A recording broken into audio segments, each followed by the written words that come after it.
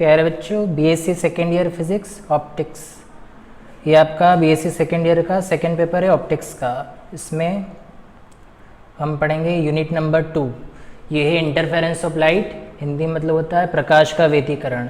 ये जो है वो आपका सिलेबस है, लाइक ये सारा इतना है, ये अपन को पढ़ना है इसमें।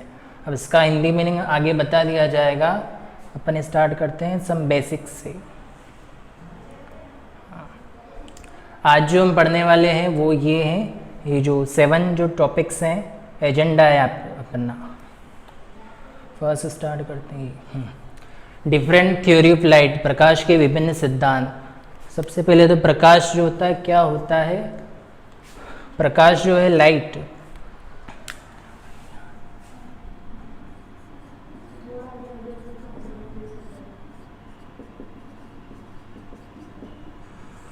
लाइट जो है वो एक फॉर्म ऑफ एनर्जी है। प्रकाश जो है ऊर्जा का एक रूप बोल सकते हैं।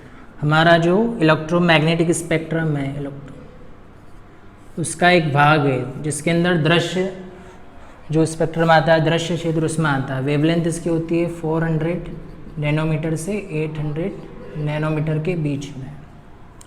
इसके द्वारा ही हम कोई भी वस्तु जो है उसको देख पाते हैं। इसका जो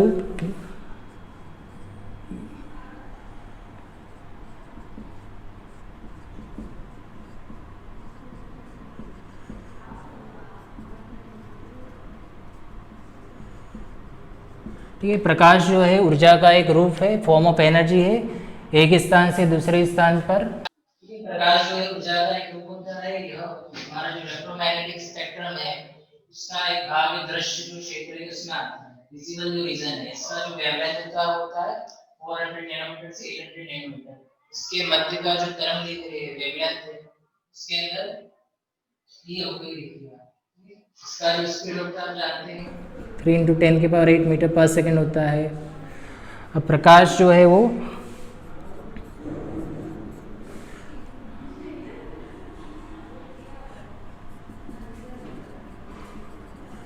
ट्रांसवर्स वेव है।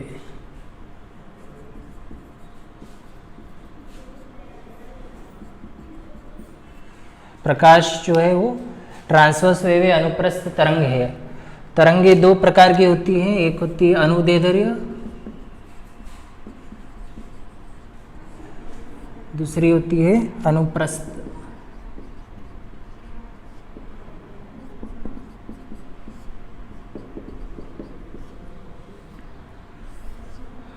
अनुदैर्ध्य में प्रकाश जो संचरण होता है इसके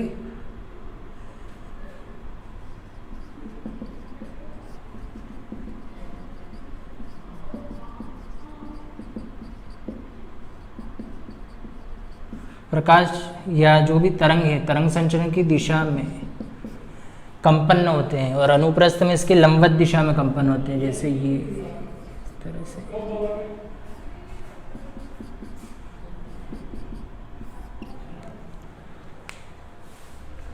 ठीक है, तरंग जो होती है जैसे प्रकाश भी एक तरह से इलेक्ट्रोमैग्नेटिक वेव है, विद्युत चुंबकीय तरंग है। तो ये जो है वो अनुप्रस्थ तरंग होती है। अनुप्रस्थ तरंग में तरंग संचरण की लंबवत दिशा में वाइब्रेशन या दोलन होते हैं, जबकि अनुदैर्ध्य जो तरंग है उसके अंदर तरंग संचरण की दिशा में ये लंबवत दिशा में होते हैं इसमें। दूसरा लाइट जो अनुप्रस्थ तरंग है तो इसकी लंबवत दिशा में वाइब्रेशन होते हैं किसके, इलेक्ट्रिक और मैग्नेटिक फील्ड के।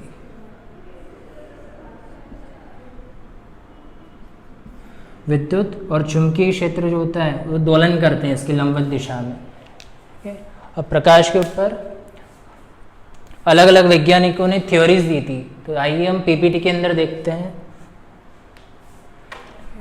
ठीक है, लाइट के ऊपर सबसे पहली जो थ्योरी दी थी वो न्यूटन ने दी थी, कपड़-स्क्यूलर थ्योरी या प्रकाश का कणिका सिद्धांत। तो न्यूटन ने बताया था कि किसी भी जो प्रकाश का स्रोत है, चाहे बल्ब है, मोमबत्ती है, लाइट है, उससे जो प्रकाश है वो छोटे छोटे कणों के रूप में निकलता है या उत्सर्जित होता है। इसको कणिका कहते हैं। छोटे छोटे कणों के रूप में वो उत्सर्जित होता है या निकलता है। इसे अपन कहते हैं ये light propagate in the form of tiny particles, corpuscles बोलते हैं। और अलग अलग जो कलर होता है किसी भी वस्तु का वो हमको ये जो टाइनी पार्टिकल्स हैं उनके साइज़ पे डिपेंड करता है।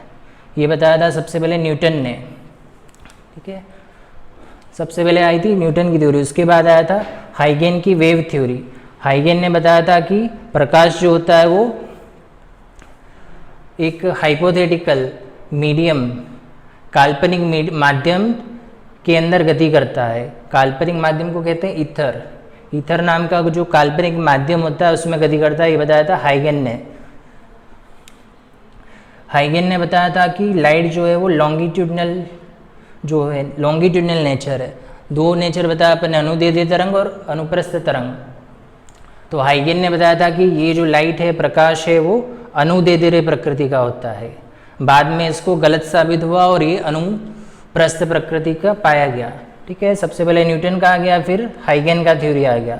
उसके बाद आया था मैक्सवेल का थ्योरी। मैक्सवेल ने इक्वेशंस के आधार पर बताया था कि जो लाइट है वो एक इलेक्ट्रोमैग्नेटिक वेव है, जो निर्वात में प्रकाश का जो वेग होता है c इजिकल टू ये 1/√μ/ε0 इस गति से संचरित होता है। मैक्सवेल ने इक्वेशन, 4 इक्वेशंस होती है, उसके आधार पर सिद्ध करा था कि प्रकाश जो है वो एक इलेक्ट्रोमैग्नेटिक वेव है, विद्युत चुंबकीय तरंग होता है ये, और इसके अंदर इलेक्ट्रिक और मैग्नेटिक जो फील्ड है उसके ऑक्सीलेशंस होते हैं, और इसको संचरण के लिए किसी भी माध्यम की आवश्यकता नहीं होती है, ठीक है। तो प्रकाश इलेक्ट्रोमैग्नेटिक हो गया, ठीक है। नेक्स्ट आया था आइंस्टाइन की क्वांटम थ्योरी। आइंस्टाइन ने बताया था कि प्रकाश जो होता है वो प्रोपेगेट जो होता है वो उत्सर्जन और अवशोषण होता है। टाइनी जो छोटे छोटे ऊर्जा के बंडल्स होते हैं, इसको अपन फोटॉन्स कहते हैं। तो फोटोन के रूप में ऊर्जा जो प्रकाश है वो संचरित होता है, ठीक है। ये दिया था आइंस्टाइन ने, और इसे फॉर्मूला दिया था E=hν। ये h यहाँ पे प्लांक कांस्टेंट है, न्यू फ्रिक्वेंसी और लैम्बडा इसकी वेवलेंथ होता है। तो आइंस्टाइन थ्योरी ने बताया था कि प्रकाश जो है वो इसका उत्सर्जन या अवशोषण जो होता है, एब्सॉर्प्शन, प्रोपेगेशन, ये जो होता है वो पैकेट्स के रूप में, एनर्जी के छोटे छोटे बंडल्स या पैकेट्स होते हैं उसके रूप में होता है। लास्ट थ्योरी जो फेमस है वो डी ब्रोगली की थ्योरी। डी ब्रोगली का ड्यूल नेचर ऑफ लाइट। तो डी ब्रोगली ने ये बताया था कि लाइट जो है उसका दो तरह का नेचर होता है या दो प्रकृति होती है। ये एक पार्टिकल भी है और एक वेव भी है, कण प्रकृति भी होती है और तरंग प्रकृति भी होती है। प्रकाश की दो तरह की प्रकृति होती है। ये मैटर के किस तरह से वो इंटरेक्ट करता है उसके आधार पर डिपेंड करता है कि वो कण प्रकृति दर्शाता है या तरंग प्रकृति दर्शाता है, ठीक है। तो ये अलग अलग वैज्ञानिकों ने इस तरह की थ्योरीज दी थी लाइट के ऊपर, जिसमें न्यूटन, हाइगेन, मैक्सवेल, आइंस्टाइन और डी ब्रोगली। अगला हमारा टॉपिक होगा अध्यारोपण का सिद्धांत। बड़ा ही आसान है, देखिए।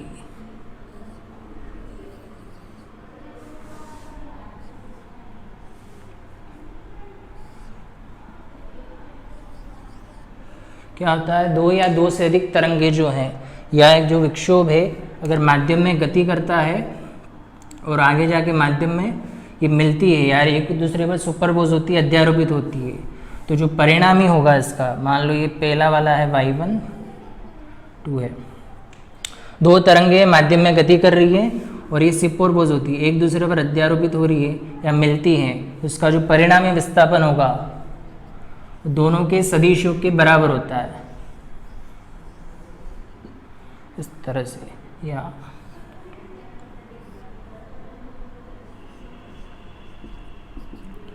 एक ही दिशा में या इस तरह से सेम फेज में, एक ही कला में अगर ये मिलती है या आगे जाके एक दूसरे मिलती है, तो इसका जो परिणामी विस्थापन है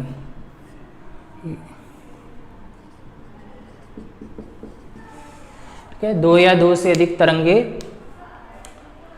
माध्यम में संचरित होती हुई माध्यम के किसी बिंदु पर अध्यारोपित मिलती है, तो इसका जो परिणामी विस्थापन होगा, डिस्प्लेसमेंट होगा, वो दोनों के सदिश योग के बराबर होगा, ठीक है। इस तरह से दो हो सकती है या दो से अधिक भी हो सकती है, तो परिणामी जो विस्थापन होगा वो इन सब का सदिश योग कर लो,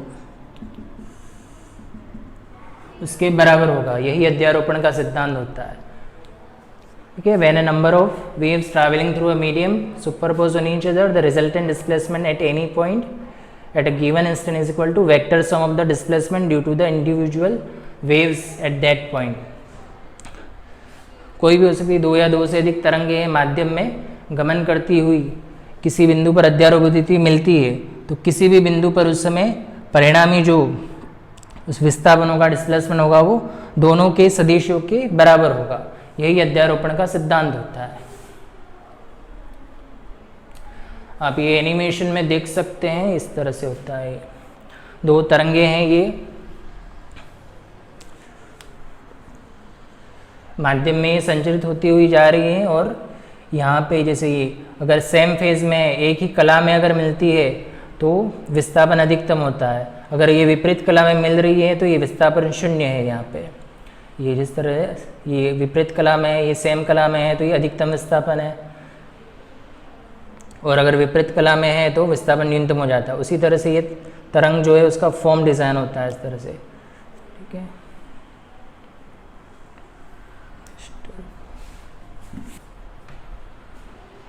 नेक्स्ट अपना टॉपिक है प्रकाश का व्यतिकरण। अध्यारोपण का सिद्धांत अगर अच्छे से आ गया होगा तो व्यतिकरण आ जाएगा।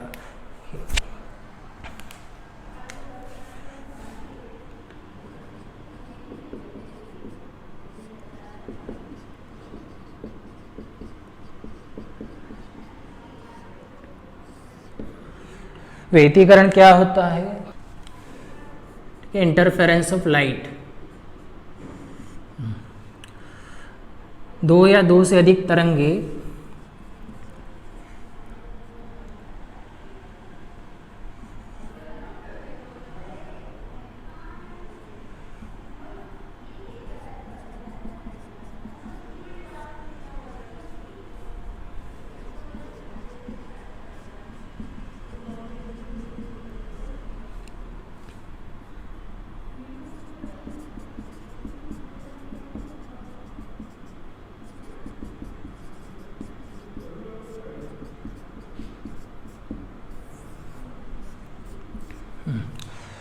दो या दो से अधिक तरंगे, पहला जिनके मध्य दोनों तरंगों के मध्य कलांतर जो हो शून्य या नियत हो, पहली कंडीशन ये होगी।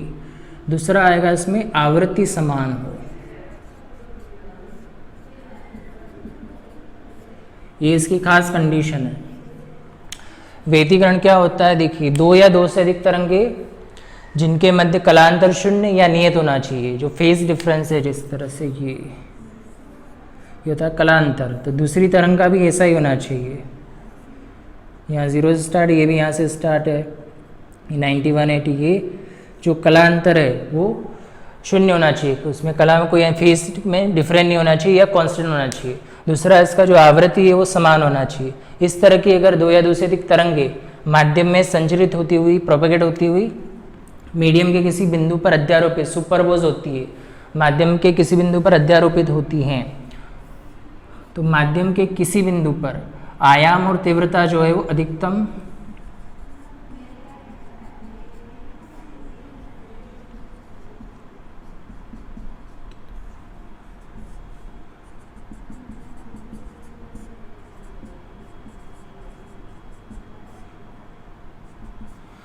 दो या दो से अधिक तरंगे जिनके मध्य कलांतर शून्य या नियत हो एवं उनकी आवृत्ति समान होना चाहिए, फ्रिक्वेंसी जो है सेम होना चाहिए, आवृत्ति समान होती है।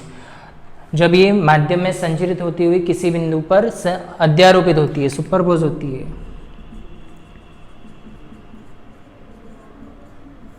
अध्यारोपित होती है तो माध्यम के किसी बिंदु पर जो वेव है उसका परिणामी जो विस्थापन होगा वो अधिकतम, किसी बिंदु पर अधिकतम होता है, किसी बिंदु पर न्यूनतम होता है। ये जो परिघटना है उसी को कहते हैं प्रकाश का व्यतिकरण, ठीक है। प्रकाश का व्यतिकरण क्या होता है? दो या दो से अधिक तरंगे जिनके मध्य कलांतर शून्य या नियत हो, जिनकी आवृत्ति समान हो, माध्यम में किसी भी मीडियम में वो प्रोपेगेट कर रही है और माध्यम के किसी बिंदु पर अध्यारोपित होती है, तो उस मीडियम के किसी बिंदु पर जो परिणामी तरंग है उसका आयाम और तीव्रता किसी बिंदु पर अधिकतम होता है, किसी पे न्यूनतम होता है। तो इस परिघटना को ही अपन कहते हैं व्यतिकरण, ठीक है। बोल सकते हैं when two light wave of same frequency having zero और constant phase difference. Two light wave, दो प्रकाश तरंगे हैं, उनके मध्य कलांतर शून्य या नियत हो आवृत्ति समान हो, माध्यम की किस संचरित होती है, सुपरपोज होती है, अध्यारोपित होती है, तो इंटेंसिटी या जो एम्पलीट्यूड है वो रीडिस्ट्रीब्यूट हो जाता है। ठीक है, इसी को किसी बिंदु पर मैक्सिमम हो जाता है, किसी बिंदु न्यूनतम हो जाता है, इसी को कहते हैं प्रकाश का व्यतिकरण।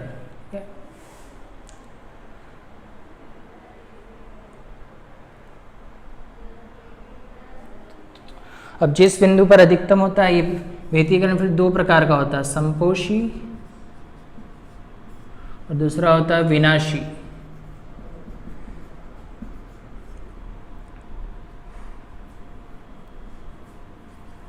कंस्ट्रक्टिव और ये होता है destructive.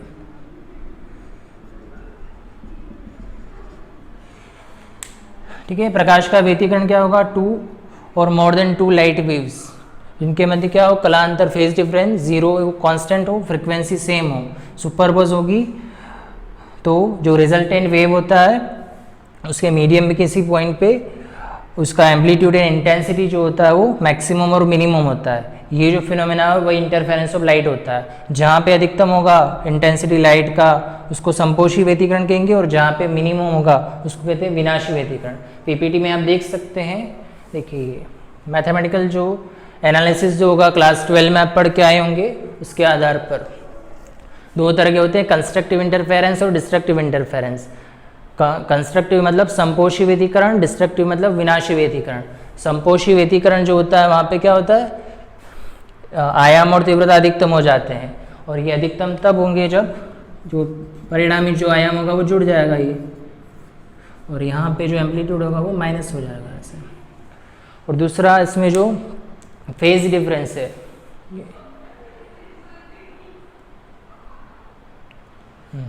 When the wave meet at a point with same phase, समान कला में जब ये तरंगे मिलती हैं इस तरह से, समान कला में अगर मिल रही है तो परिणामी जो होगा वो मैक्सिमम होगा, अधिकतम होगा ये। ठीक है, जब तरंगे समान कला में अगर मिलती है तो हमको संपोषी व्यतिकरण प्राप्त होता है, और विपरीत कला में अगर मिलती है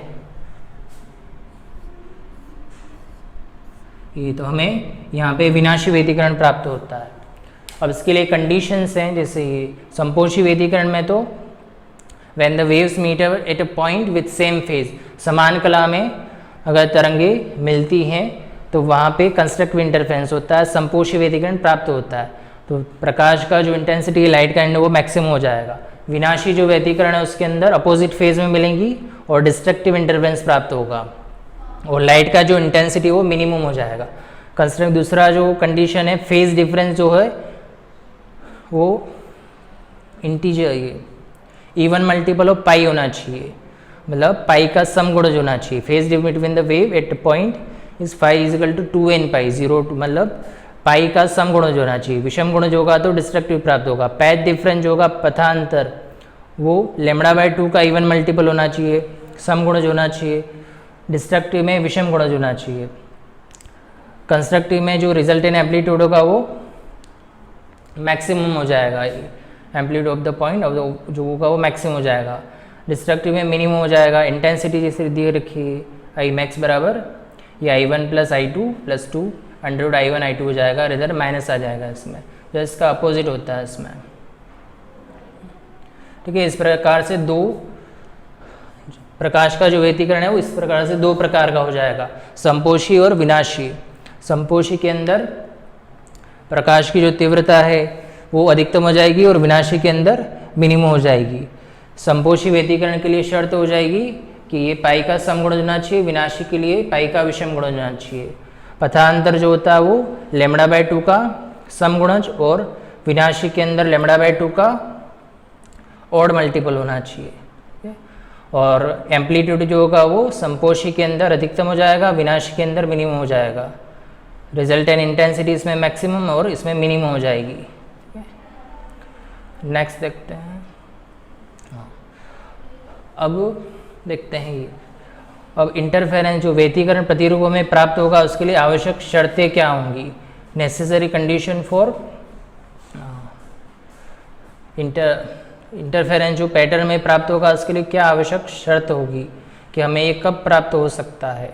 इंटरफेरेंस जो पैटर्न है इससे जो तो तो देखिए इसमें सबसे जो पहली शर्त होगी वो होगी जो स्रोत हैं वो कला संबद्ध होने चाहिए। कला संबद्ध स्रोत मतलब इसके मध्य कलांतर शून्य या नियत होना चाहिए।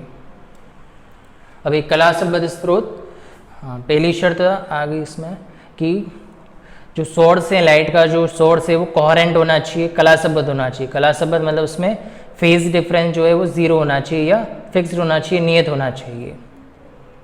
दूसरी शर्त होती है कि जो दो स्रोत अलग अलग ले रहे हैं तो वो समान तरंग दे दे रही आवृत्ति की तरंगें उत्सर्जित करें, सेम फ्रीक्वेंसी की वेवलेंथ जो है वो इमिट करें। Both source emit continuous wavelength frequency wave. तीसरा है यदि अगर वो पोलराइज लाइट है तो दोनों तरंगें ध्रुवित होनी चाहिए। अगर ध्रुवित हैं तो उसकी ध्रुवता जो है पोलराइजेशन स्टेट वो सेम होनी चाहिए। ध्रुवण आगे पढ़ेंगे अपन। नेक्स्ट जो कंडीशन है इसमें कि कला संबद्ध जो स्रोत है वो काफ़ी नज़दीक हो, बहुत ज़्यादा पास होने चाहिए, जिससे पर्दे की किसी बिंदु पर पहुंच रही जो तरंगें हैं उसमें पथांतर अधिक नहीं हो, ठीक है। और पर्दा जो है स्रोत से दूर नहीं होना चाहिए। इसका पूरा एक्सपेरिमेंट होगा, उसमें देखेंगे। नेक्स्ट जो कंडीशन है वो है कि दोनों स्रोत से तरंगों के आयाम समान होने चाहिए। दोनों जो स्रोत है उससे तरंगों के जो एम्पलीट्यूड है वो सेम होना चाहिए।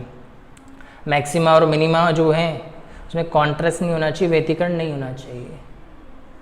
और लास्ट है कि जो पृष्ठभूमि प्रदीप कोई भी दूसरी लाइट वगैरह उसके अंदर नहीं जलनी चाहिए, बिल्कुल डार्क रूप में ये होता है एक्सपेरिमेंट पूरा। तो देखिए हाँ, अब इसमें एक वर्ड आया है कोहेरेंट सोर्स। अब ये कोहेरेंट सोर्स क्या होता है उसको समझेंगे।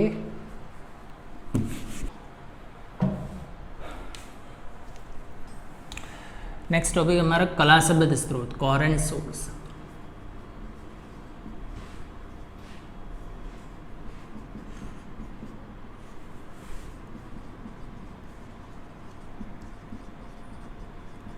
कोहेरेंट सोर्स का क्या मतलब होता है? इसका सिंपल मीनिंग होता है कि कोई भी लाइट का जैसे सोर्स है, ये दो बल्ब हैं,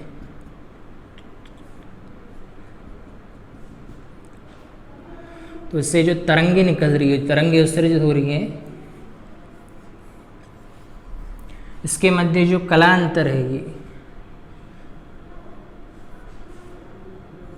ये सेम होना चाहिए। दो अलग अलग अगर स्रोत ले रहे हैं अपन तो उसके मध्य जिनकी जो कला है, कला फेज जो है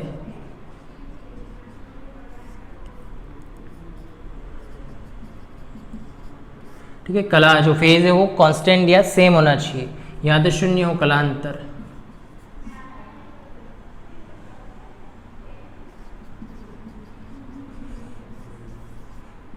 कला शब्द किसको बोलेंगे कि ऐसे दो स्रोत जिससे उत्सर्जित होने वाली जो तरंगे हैं, प्रकाश तरंगे जो है उसके मध्य कलांतर या तो समान हो या शून्य हो।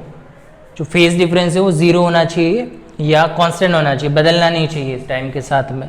तो इस तरह के जो दो सोर्स हैं उसको बोलते हैं कला संबद्ध स्रोत, ठीक है। दूसरा इसके अंदर बोल सकते हैं इसकी आवृत्ति भी समान हो,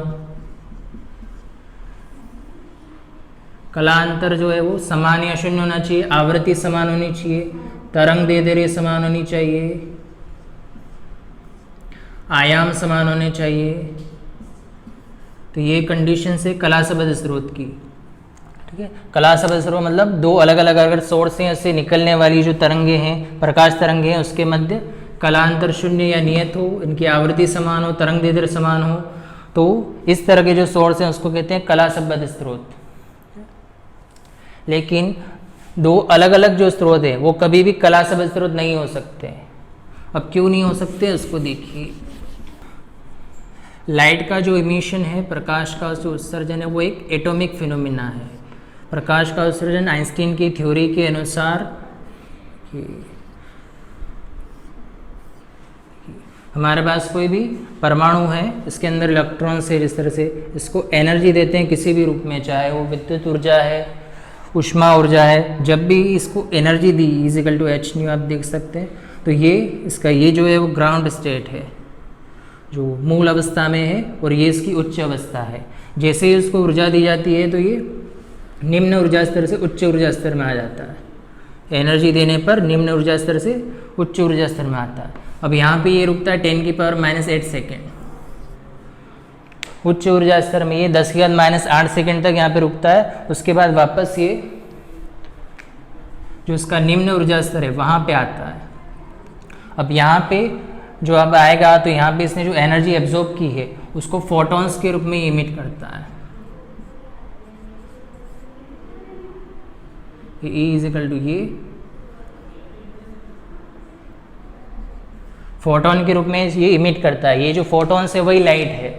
आइंस्टीन की थ्योरी के अनुसार ये जो फोटॉन्स उत्सर्जित हो रहे हैं उच्च ऊर्जा स्तर से, ये इतने टाइम यहाँ पे रुकता है 10⁻⁸ सेकेंड।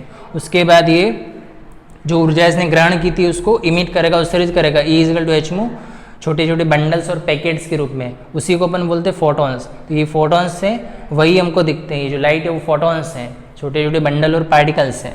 तो किसी भी जो लाइट का सोर्स है, जैसे दो अलग अलग सोर्स है, तो यहाँ पे मिलियंस के एटम्स वगैरह होते हैं। अब कौन सा इलेक्ट्रॉन कब फोटॉन्स का उत्सर्जन करे, ये पूरा रैंडम प्रोसेस है, ये यादृच्छिक घटना है।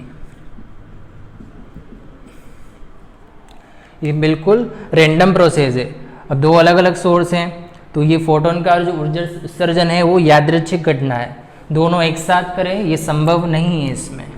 तो इसलिए दो अलग अलग जो स्रोत हैं वो कभी भी कला शब्द स्रोत नहीं हो सकते हैं। अब कला शब्द स्रोत किस तरह से अपन प्राप्त कर सकते हैं, क्योंकि कला शब्द जो स्रोत है वो प्रकाश के व्यतिकरण के लिए आवश्यक शर्त है। ठीक है, ये क्वेश्चन इसमें बनता है कि कला शब्द स्रोत क्या होता है। तो ऐसे दो प्रकाश के अलग अलग स्रोत जिनके मध्य कलांतर शून्य हो, जिनकी आवृत्ति समान हो, अलग अलग तरंगे अगर उत्सर्जित कर रहे हैं तो तरंगों के मध्य कलांतर शून्य होना चाहिए, आवृत्ति समान होनी चाहिए, तरंग दैर्घ्य समान होनी चाहिए, तब उसको कला शब्द स्रोत कहेंगे। अब दो अलग अलग स्रोत हैं तो ये जो प्रकाश का जो उत्सर्जन है, तरंगोत्सर्जन, वो एटॉमिक फिनोमेना है, परमाणुवीय घटना है ये।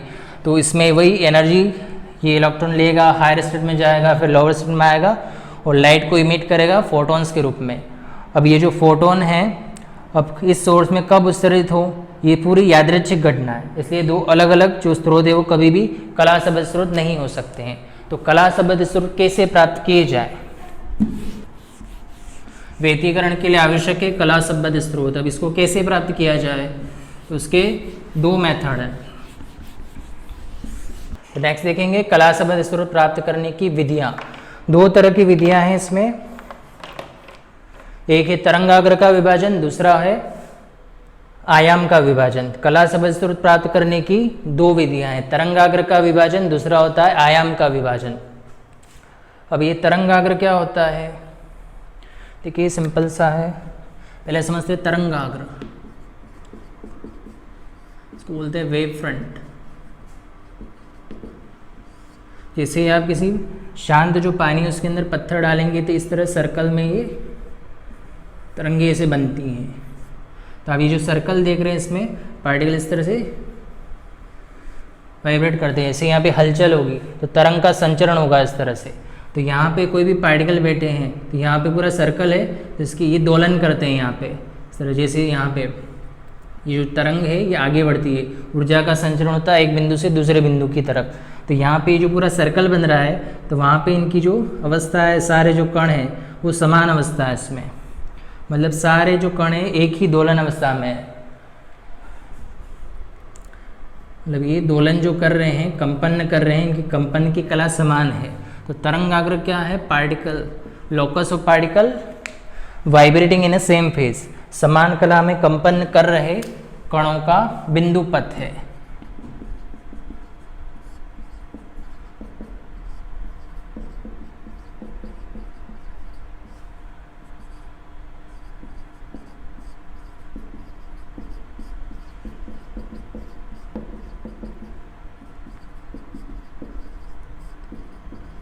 के locus of particle vibrating in a same phase, समान कला में कंपन कर रहे कणों का बिंदु पथ होता है।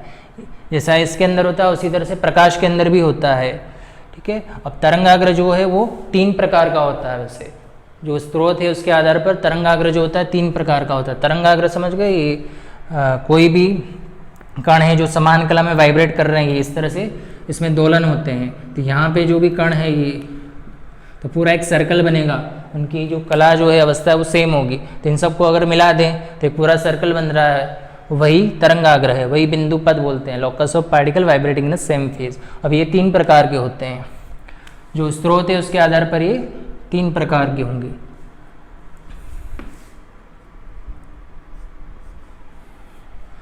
पहला होता है गोलीय तरंगाग्र,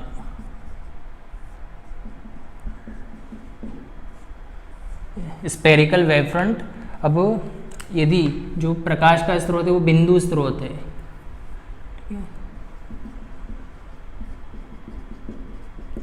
बिंदु स्रोत होगा तो तरंगाग्र जो होगा वो गोलीय होगा। यदि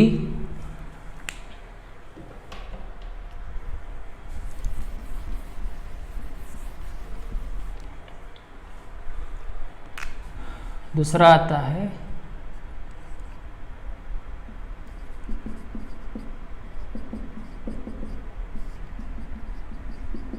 बेलनाकार तरंगाग्र, सिलेंड्रिकल वेव फ्रंट। यदि जो प्रकाश स्रोत है वो लीनियर है, इसलिए लंबवत है या लंबाई में इस तरह से है, रेखीय है, रेखीय अगर स्रोत है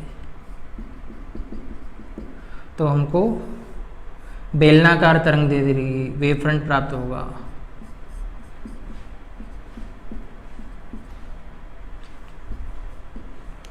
ठीक है, तरंगाग्र समान कला में कंपन करने वाले जो कणों का पूरा बिंदु पथ होता है, 3 प्रकार का होता है, गोलीय, बेलनाकार। पहला होगा गोलीय तरंगाग्र, यदि जो प्रकाश स्रोत बिंदु स्रोत है, जैसे बल्ब भी हो गया, सूर्य भी है, तो ये बिंदु स्रोत है, इससे निकलने वाला जो तरंगाग्र होगा वो ये गोलीय तरंगाग्र होगा। अगर लीनियर जैसे ट्यूबलाइट है तो वो लीनियर स्रोत हो गया, रेखीय स्रोत हो गया। तो बेलनाकार, स्पेरिकल, ये सिलेंड्रिकल वेव फ्रंट अपन को प्राप्त होगा। और दूसरा आता है ये प्लेन वेव फ्रंट या समतल तरंगाग्र।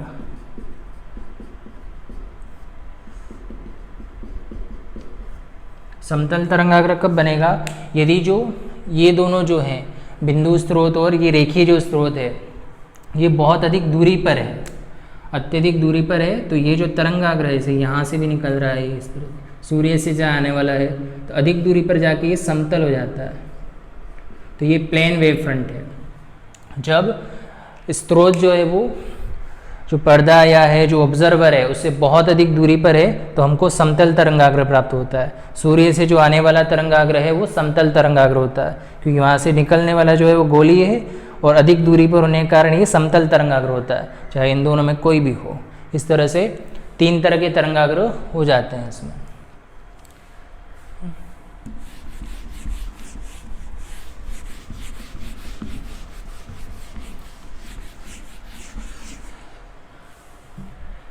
हाँ, तो कला संबद्ध स्रोत प्राप्त करने की विधियाँ देखिए, इंटरफेरेंस है जो व्यतिकरण जो परिघटना है उसके लिए आवश्यक जो कंडीशन है वो है हमें जो स्रोत है वो कला संबद्ध होना चाहिए, मतलब उससे जो उत्सर्जित प्रकाश है उसके अंदर कलांतर उसमें 0 या नियत होना चाहिए, आवृत्ति समान होनी चाहिए। तो इस तरह का जो स्रोत है वो प्राप्त करना है। उस तरह का स्रोत प्राप्त करने के लिए 2 विधियाँ होती है, एक होती है तरंगाग्र का विभाजन, दूसरा होता है आयाम का विभाजन। अब जो पहला मेथड है उसके अंदर क्या करते हैं कि इसमें जो एक वर्णी प्रकाश स्रोत है, इस तरह से ये एक वर्णी प्रकाश स्रोत, जैसे लेज़र लाइट है, सोडियम लैंप है, ये जो है एक वर्णी प्रकाश स्रोत है, मतलब इससे केवल एक ही तरंग दैर्ध्य का प्रकाश उत्सर्जित होता है, एक ही तरंग दैर्ध्य का प्रकाश उत्सर्जित होता है, उसका मतलब ये एक वर्णी प्रकाश स्रोत है।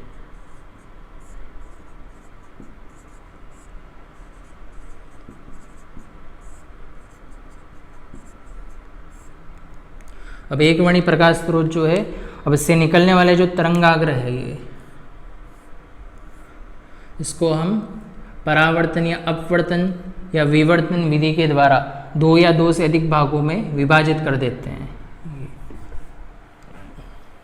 पीपीटी में आप देखिए तरंगाग्र के विभाजन द्वारा, तो इस विधि में जो एक वर्णी प्रकाश स्रोत, एक वर्णी प्रकाश स्रोत मोनोक्रोमेटिक जो सोर्स है लाइट का, उससे निकलने वाला जो वेव फ्रंट है उसको परावर्तन, अपवर्तन या विवर्तन के द्वारा 2 या 2 से अधिक भागों में विभाजित किया जाता है। इसके उदाहरण जो हैं वो ये हैं, यंग डबल स्लिट एक्सपेरिमेंट है, यंग का द्विस्लिट प्रयोग है, फ्रेनेल बाइप्रिज्म है, लॉयड्स मिरर है, ये सारा आगे पढ़ेंगे अपन। ठीक है, तो ये अलग अलग जो हैं इसके अंदर इसी का यूज़ होता है। तरंगाग्र के विभाजन के द्वारा हम यहाँ पे कला शब्द स्रोत प्राप्त करते हैं और कला शब्द स्रोत से व्यतिकरण प्रतिरूप जो है उसको प्राप्त किया जाता है। दूसरा जो मेथड है वो आयाम का विभाजन। तो आयाम विभाजन के द्वारा भी यही होता है, लेकिन आंशिक रूप में होता है। इस विधि में आयाम का विभाजन करते हैं और आंशिक आयाम जो है उसका आंशिक परावर्तन और अपवर्तन के द्वारा 2 या 2 से अधिक भागों में विभाजन किया जाता है। ठीक है, amplitude of incident wave is divided into 2 और more parts by phenomena of partial reflection और रेफ्रैक्शन। इसके जो उदाहरण है वो है न्यूटन रिंग या वलय प्रयोग, माइकलसन इंटरफेरेंसोमीटर और पतली फिल्म में व्यतिकरण, interference in a thin film. तो ये सारे चीज़ें हैं इसमें। ठीक है, तो हमने इसमें आज क्या क्या पढ़ा इसमें। देखिए, सबसे पहले तो हमने पढ़ा था डिफरेंट थ्योरीज ऑफ लाइट। इसके अंदर न्यूटन्स की, हाइगन, मैक्सवेल, आइंस्टीन, डी ब्रोगली की अलग अलग थ्योरीज दी गई थी। ठीक है, न्यूटन ने बताया था कि जो लाइट है वो टाइनी पार्टिकल्स होते हैं, इसको अपन कॉर्पस्कुलर या कणिका कहते हैं। ठीक है, किसी भी स्रोत से जो प्रकाश है वो छोटे छोटे कणों के रूप में उत्सर्जित होता है, जिसे कणिका कहा जाता है। हाइगन ने बताया था कि जो प्रकाश है वो हाइपोथेटिकल मीडियम जिसको कहते हैं ईथर, उसके अंदर प्रोपेगेट होता है। और लाइट जो है वो लॉन्गिट्यूडनल नेचर का होता है, मतलब अनुदैर्ध्य प्रकृति का होता है, जबकि प्रकाश जो है वो अनुदैर्ध्य न होकर अनुप्रस्थ ट्रांसवर्स नेचर का होता है। फिर मैक्सवेल ने बताया था कि जो लाइट है वो इलेक्ट्रोमैग्नेटिक वेव है और इसके अंदर इलेक्ट्रिक और मैग्नेटिक फील्ड के ऑक्सीलेशंस होते हैं परपेंडिकुलर डायरेक्शन में। जो प्रोपेगेशन ऑफ जो लाइट है संचरण की दिशा के लंबवत इलेक्ट्रिक और मैग्नेटिक फील्ड के ऑक्सीलेशन होते हैं। फिर आइंस्टीन ने बताया था कि जो प्रकाश का अवशोषण, प्रोडक्शन, उत्सर्जन, ये सब होता है वो छोटे छोटे बंडल्स या पैकेट के रूप में होता है, इसको फोटॉन्स कहते हैं। एनर्जी देते हैं इक्वल टू h से। फिर डी ब्रोगली आए थे। डी ब्रोगली ने बताया था कि लाइट जो है वो 2 नेचर होते हैं उसके, एक होता है पार्टिकल, दूसरा होता है वेव। और जब पार्टिकल जो ये किसी भी मैटर से इंटरेक्ट करता है तो उसके आधार पर ये दोनों नेचर जो है उसमें से कोई एक शो करता है। अध्यारोपण का सिद्धांत हो गया, 2 या 2 से अधिक तरंगें जो एक दूसरे में मिलती हैं, अध्यारोपित होती हैं, तो परिणामी जो विस्थापन है वो उन तरंगों के सदिश योग के बराबर होता है। फिर प्रकाश का व्यतिकरण में हो जाएगा कि एक ही प्रकाश स्रोत से उत्पन्न समान आवृत्ति व समान आयाम की जो प्रकाश तरंगें एक ही संचरित होती हैं, तो कुछ बिंदु पर तीव्रता व आयाम अधिकतम और कुछ पर न्यूनतम हो जाती है, इसको व्यतिकरण कहा था। 2 तरह के होते हैं, संपोषी और विनाशी। उसके बाद इसकी शर्तें हो गई थी। ठीक है, तो आज के इस लेक्चर में हम इतना ही पढ़ेंगे, इसके आगे का नेक्स्ट लेक्चर में पढ़ेंगे।